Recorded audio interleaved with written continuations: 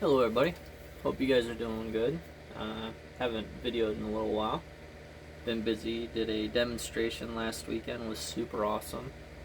I got to do a ton of napping. Gave myself a nice blister between the fingers. It's healing pretty good though, so I'm not too worried. Just gotta make sure not to split it.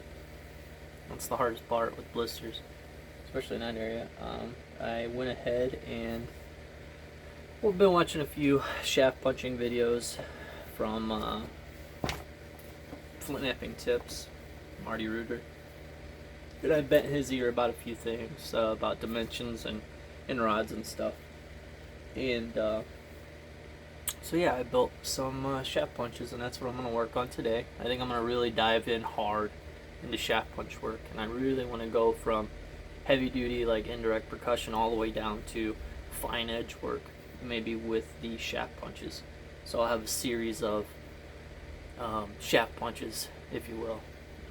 I had dabbled before in it, and I think my mistake was I just had too thin of a stick.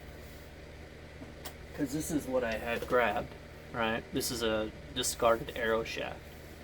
And when you go to put your leg on it, it's just super bendy. Yeah, I can't reach over. Hang on a second. So I had actually made, I had an idea. I made this, right? And I put a socket here, and I was like, oh, I could just do a bunch of 4 shafts with the, so this is just an antler drilled in both ends. So I figured I could do 4 shafts with the shaft punches, and then I could just swap out the tool but keep the base. And then I can add a leather pad here, as recommended from Marty. But what I discovered is if this isn't a good tight fit, it's too wiggly and it really bends a lot right here because you don't have a tight fit. And then I also was running into the fact that the sticks I was using were just way too thin. So when this went in here, by the time that went together, it was just super bendy. Okay, so you go to put your leg on it, was like, wank. It wasn't working. So I reached out to Marty and I said, hey, you know, what lengths are you using? What are the diameters? And he gave me some good information. So now it's up to me to figure out lengths. He said the length was based upon how tall or how high you're sitting. And so here's one I made with my smaller billet. I just drilled a hole in the end. And then this one is actually 4 feet long. It's probably too long, but we'll see. And then I also made this one here with a much smaller billet. And this one here is about 3 foot long. It's got some give, but not too much. And then I also made this one here with my old indirect, and this one's about 2.5 feet long. And this one actually sits in my rock bucket. I have this leather bag that I got from one of my aunts. She gave it to me with a few hobby arrowheads in it, like craft store arrowheads. And what I was doing was just sticking this right in the end of it, and it created some padding. So I played around with some flakes yesterday, and I actually knocked out a little piece right here that came out really nice and thin. And this came from what I would normally call an unusable chunk. It was too thick, it had some weird square spaces, but I was able to stabilize it and shape it using the shaft punch. And I'm assuming that on smaller pieces, the methods and skills used could also go into larger work. And then yeah, so that's what we're going to be working on next. Probably the next several videos will be just me working on shaft punching and stuff. It's actually a little cold in my garage today, that's why I'm a little shaky. But we'll get warmed up here, get to beating on some stuff. So yeah, it's enough talking. Let's see if we can make something today. I got a bunch of hornstone flakes on the ground here. I try to keep the floor clean and organized because I go through and sort the flakes later. And I don't like throwing stuff away. At the demonstration, I had a lot of people asking. I had one. I guess that's not a lot. But I had a guy ask for some flakes for a striker, like a fire flint and steel striker. I said, yeah, man, here. And he's like, well, how much? I was like, I don't know, $1. He was the kind of guy that didn't take free stuff, you know, that older type. And you're like, no, it's fine. So I was just like, you know what, $2. We don't even have to argue about it. And I gave him like 5 or 6 nice sized flakes, which could have yielded points, but I'll just say I got enough rock to keep busy for a while. So right now I'm just trying to find a good piece of rock here. And flakes give you a lot of unique challenges. You know, you got cups, and you got waves, and you've got issues where you screwed up previously, or at least for me. So we're gonna go ahead and play with this guy today.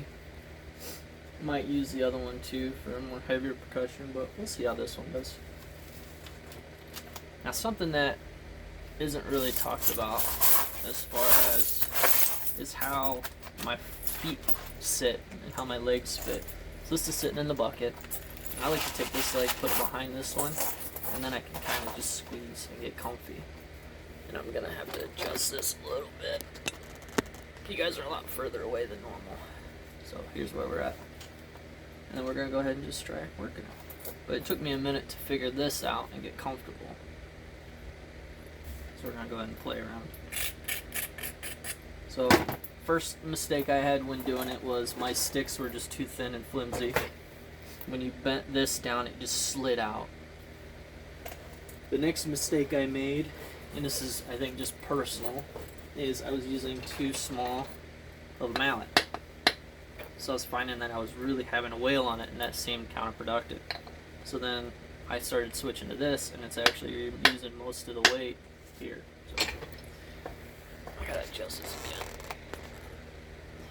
You guys get chatty Matt today. I think that works. Alright. So we're gonna go ahead and just try playing around with this guy and see what we can do.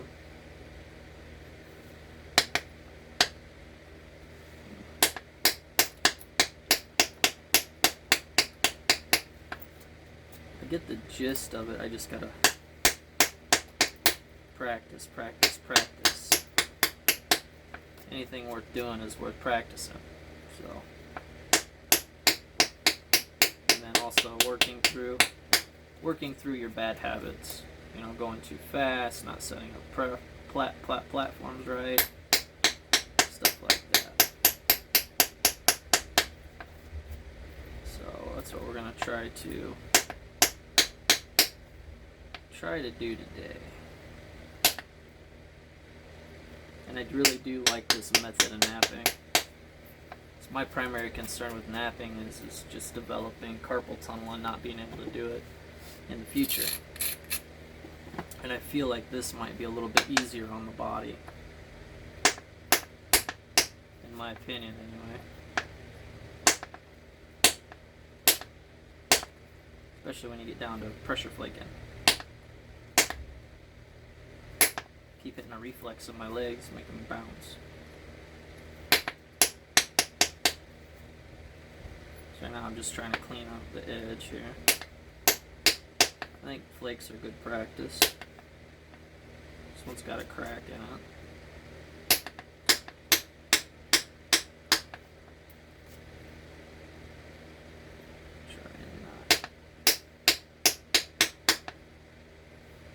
I think for now my primary goals are good clean pieces with minimal hinging and less about thin,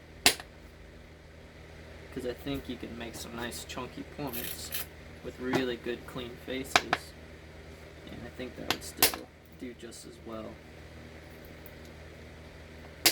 Oops, oh, that had a crack.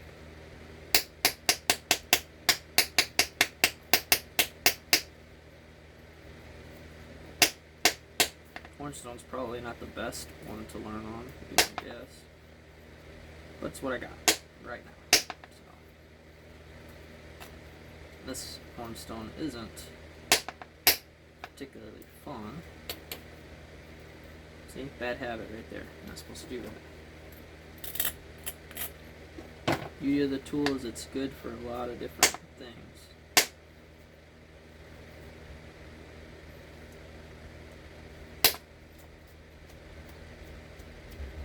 But I do like using my pressure flaker to raise and lower platforms.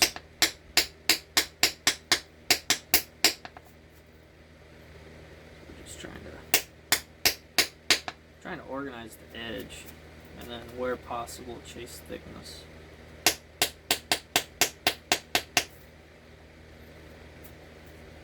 I would almost prefer, instead of abrading this, to scrunch it with an antler, because I feel like maybe it would grab a little better. I don't know, maybe not.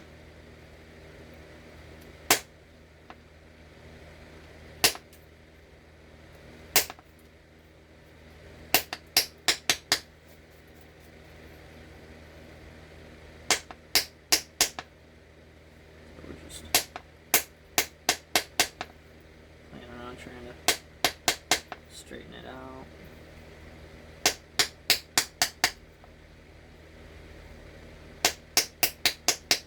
Try not to drive a flake into my finger, you know, typical stuff.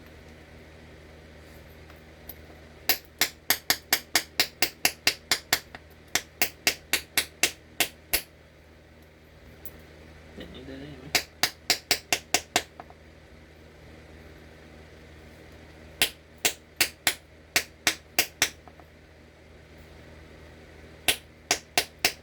Maybe we can make a nice little side notch point today.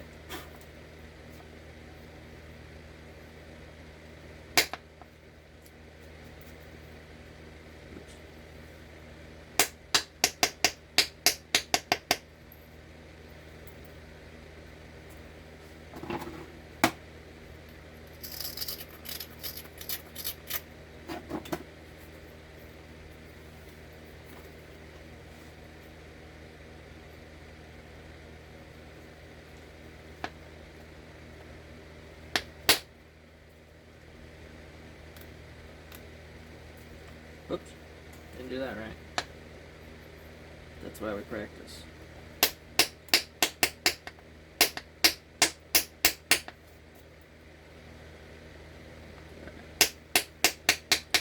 Got a lot of width to get rid of anyway.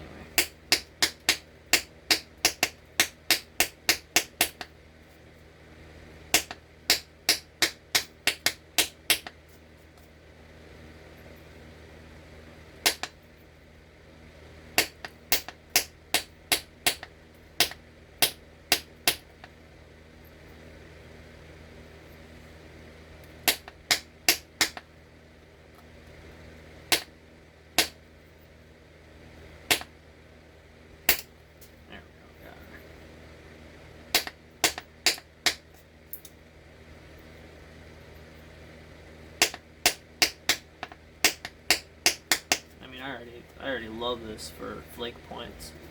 I mean, the amount of pressure flaking or edging that I would normally have to do, now I can just do it with this. This is amazing. Just trying to be efficient with my... I'm gonna use and scrunch this corner here. Not scrunch it, but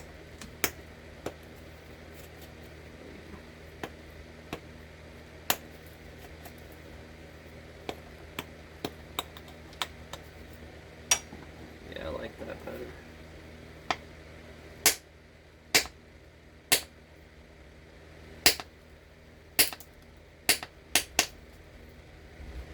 Try to get that fixed up here. So I think we'll make, so you can see this flake kind of runs all over the place. So what I'm going to do, since this base is fairly flat and straightish, I'm going to go ahead and make this end the tip. Make this end the tip because that allows me to bring all this in. It gives me more time for fixing, which is always nice.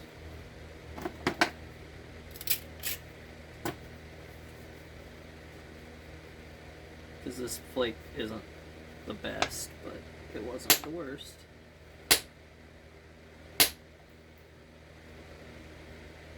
Helps if you actually set it.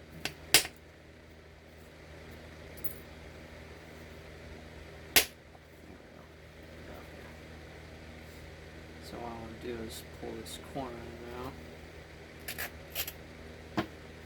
Like the hornstone, I gotta braid less. There it goes.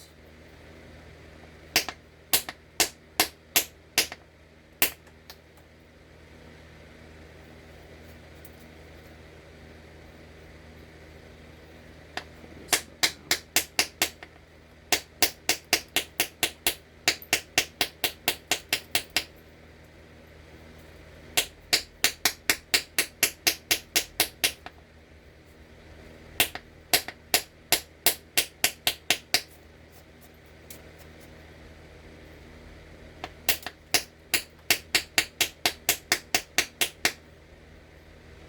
Some shaping here.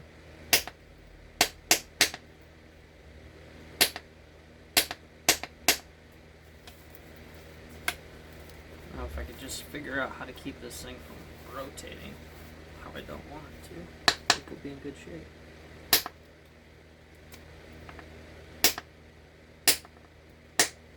There we go. Okay. It's crumbly. You can see right here it's a little bit more granular. So it's a little crumbly in this concretion here, so I'm just going to take that off.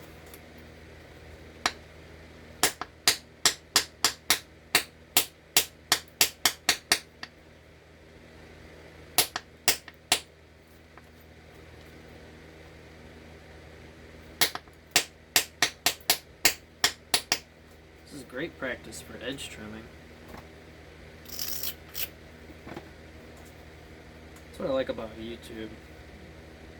This is a little random, but it's just all the sharing that goes on.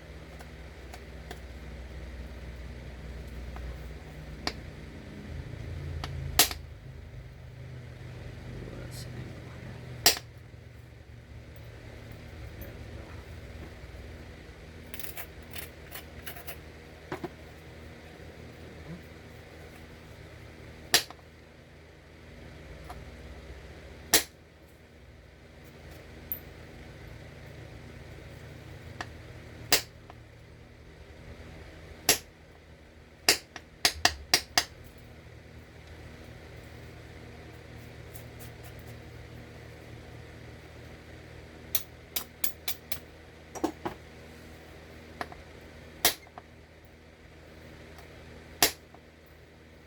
Keep hitting that. Keep hitting that Charlie horse. Making my leg bounce.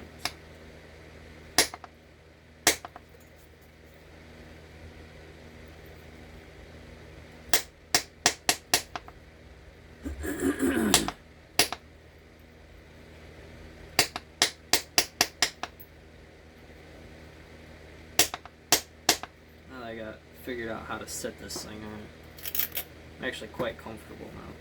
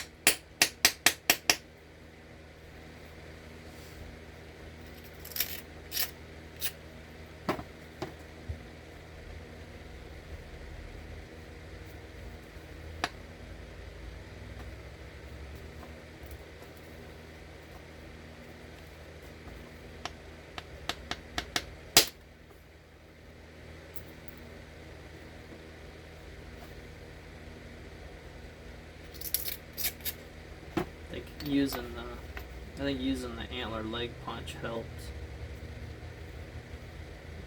me kind of understand some of the steps here. I'm no expert, but think I'm starting to understand what's happening here. Enough to be dangerous, I guess.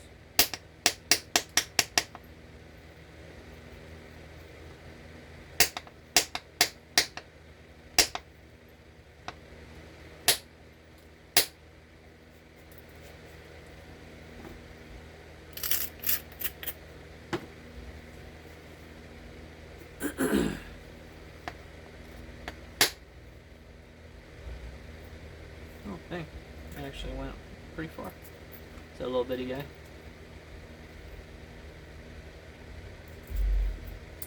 Kinda cool. I like it when that type of stuff happens.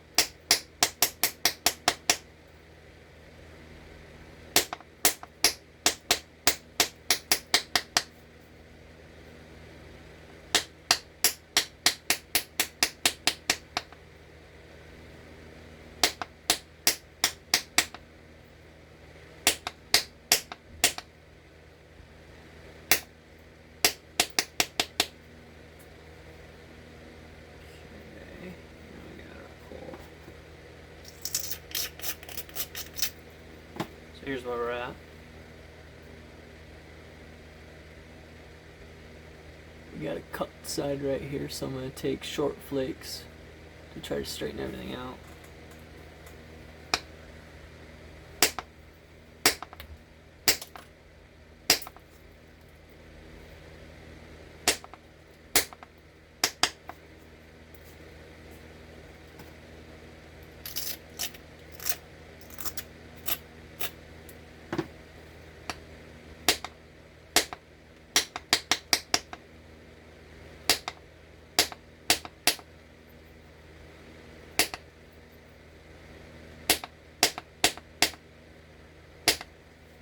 Okay.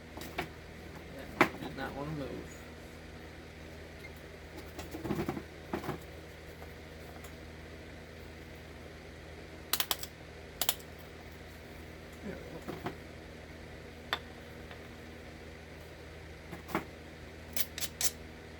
That was not my breaker.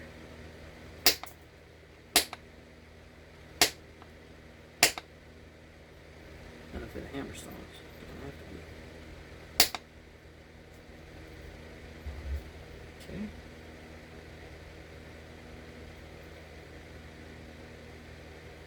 Rope kind of funny. It's alright.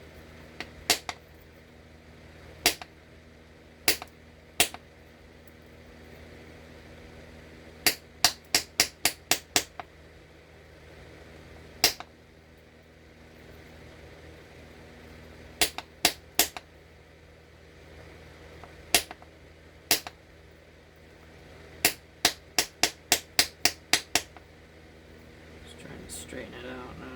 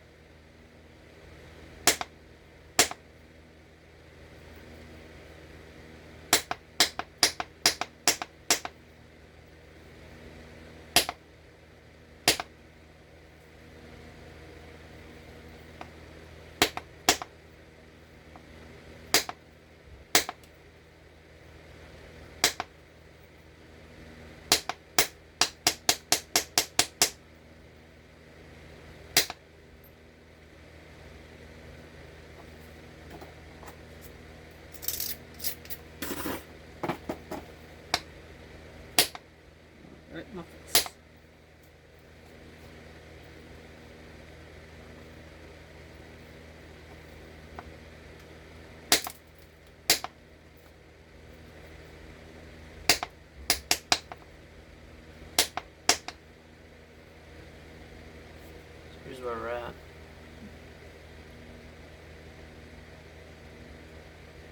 Starting to get it stabilized.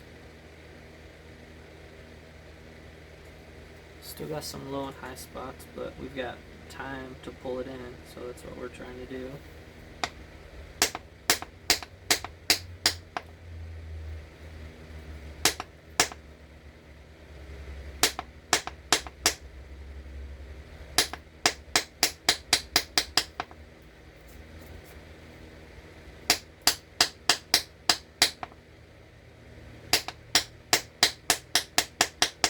Just for trimming along, this is really fun.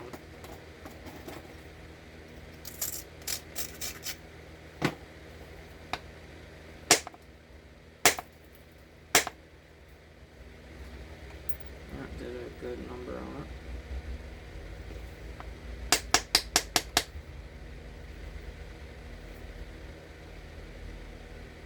This side needs to come off.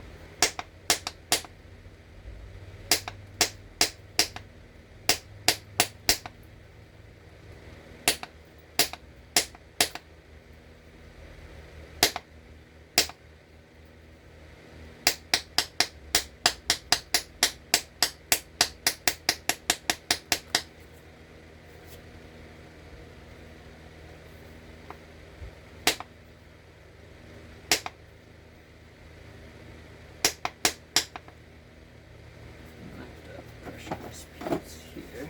I got a little bit of a, I don't know if you'll see it or not, but there's a square end right here. I'm going to just zigzag it with the pressure flaker real quick.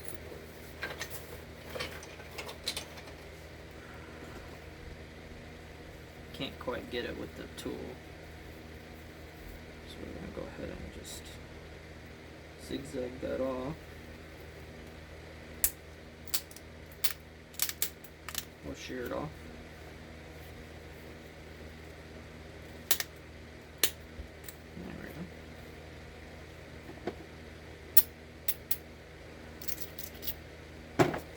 Hit that now. There we go. Okay. So here's where we're at now. Nice and flat. Pretty dang thin. Straight. So I think at this point I'm going to go ahead and pressure so I can clean up the edge and maybe do some scrunching, edge trimming.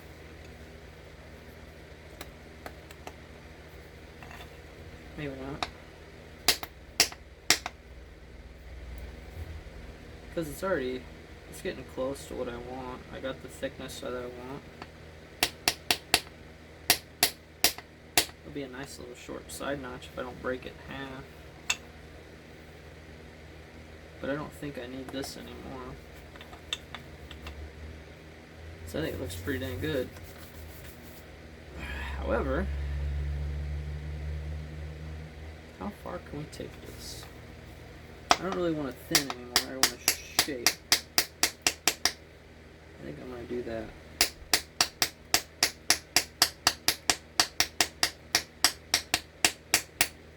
And then get it closer to the shape that I want.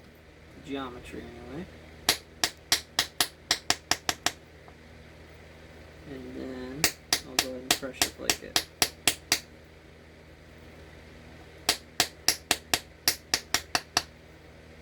So far I'm quite pleased with how this is going.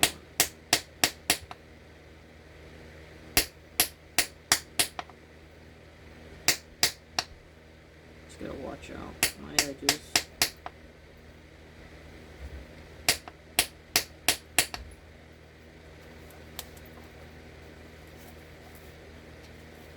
Also gotta be careful when I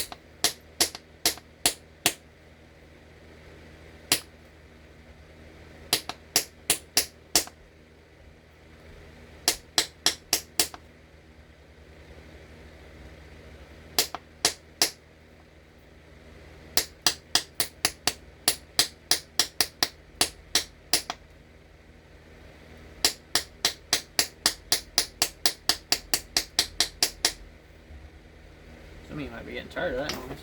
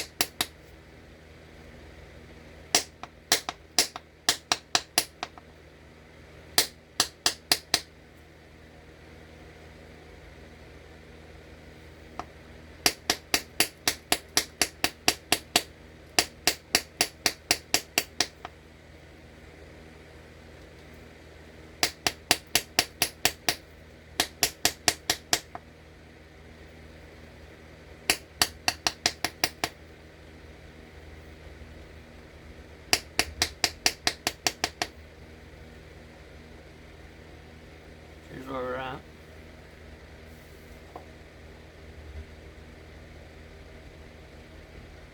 Very thin. So we definitely got it stabilized nicely. I might go ahead and just do a stemmed point. I don't know. Maybe.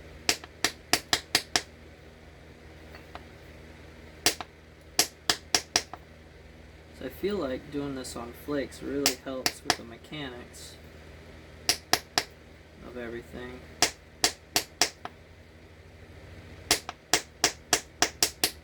Also, doing this, I could probably nap a long time until my back gave out. So that would be like the killer. But it wouldn't be my hands. It would be my back. Definitely enjoy this quite a bit. So right now I'm just trying to clean up the symmetry a bit. I think we can go ahead and switch to pressure now. And I can choose what type of point I want to make.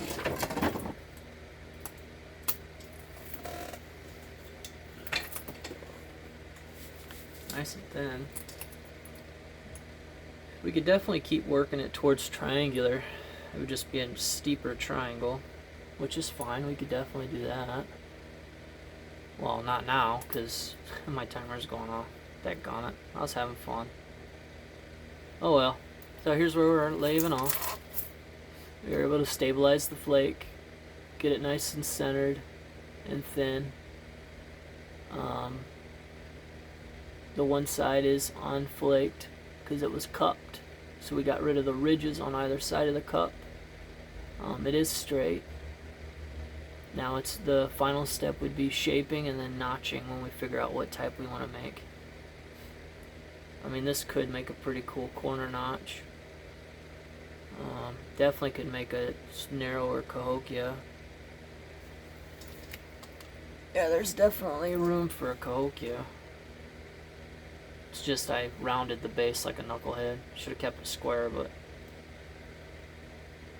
it's pretty typical. I like to do teardrop shapes a lot when I'm preforming and stuff, but it just is what it is. But we'll probably hit this with a lot of pressure tomorrow. I don't think we'll need any type of percussion. We won't be able to finish this up, but thanks for watching.